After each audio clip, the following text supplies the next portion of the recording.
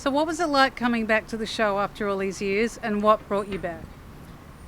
Coming back to the show was wildly fun and oddly comfortable, that none of us felt like we had been gone. We got on that set the first day and we just fell into place. And with all the same actors and in the same space, we kept not hoping, we kept expecting it to feel odd and for it to be like awkward, like riding a bike badly, but we just really hit the ground running and it felt like we had been gone maybe a weekend.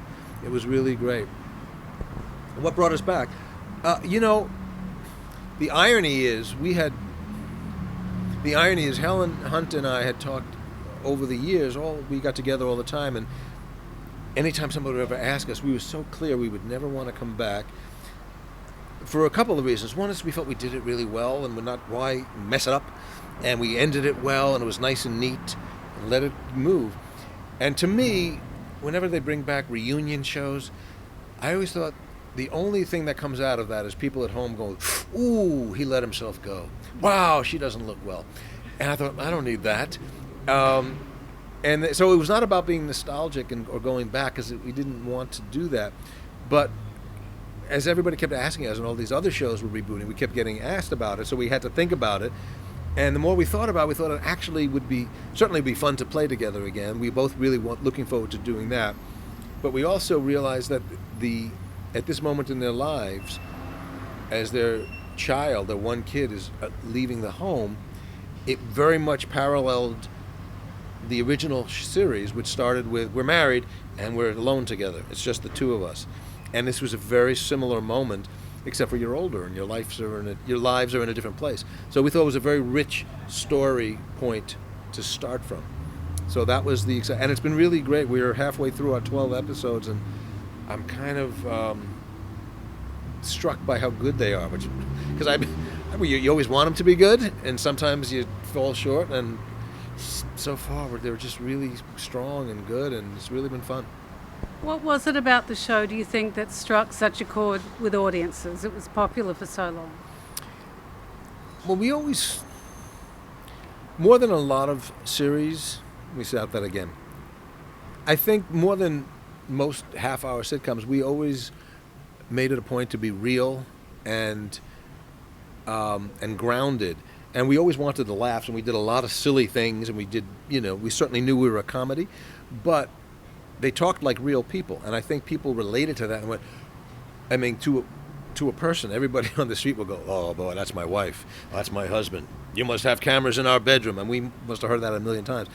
And whenever we heard that, we thought, good, we're doing this well, because if it sounds like your life, people want company. People want to know that they're on a journey with other people.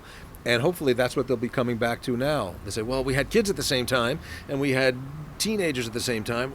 What's it like now? And I know that when I'm out performing my stand-up, it's sort of, I'm talking about the same stuff that the show is talking about now. It's this point in our lives. And I see the audience, and we've all grown together, so they're all going through the same thing. And it's a nice way to travel, being with other people. As some of the storylines were based on your own marriage, were there any sort of off-limit subjects? Or anything your wife said, please don't do that? No, no, I have a good sense of, I'm a pretty private person, so I would never put in anything too embarrassing or revealing. And if anything is ever too close, I actually will run it by my wife, and she'll go, yeah, put it in. But the other thing is, this is such a collaborative adventure.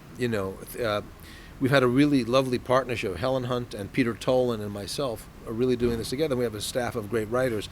So, as in any other comedy, you can all say, hey, that wasn't me that said that. That was the other guy's wife. You can point to the other people, so you never get in trouble. We've also seen you pop up on other shows, the Kaminsky Method and Stranger Things. Can you talk about the unexpected career highlights?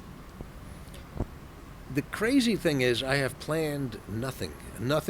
Stranger Things just sort of happened because the Duffer Brothers had me in mind when they were writing this part, which still blows my mind. And it's not often that somebody says, we wrote this role for you on the hottest show on television. Would you like to be on it? You go, yeah. And Kaminsky Method was also kind of happened by accident. I happened to call Chuck Lorre, who created Kaminsky Method, and he's an old friend, and I just called to tell him how great the show was. He said, "You want to come on it?" I went, "Yeah." And he had this role in mind, and I think when I called, he went, "That might work." So and even Mad About You, it took us so long to get to yes, and then once we both said yes, it was a very circuitous route to get to making it. There was all kinds of complications with the studio and so on. And you never know what's going to work. There are a lot of shows that I've worked on for 10, 15 years, and it takes that long to happen. And a lot of things take that long and then don't happen. And then things like Stranger Things and Kaminsky Method happen. You go, okay. So you never know. And people say, "Was this your plan?" I went, "No, nobody has a plan. There's no plan.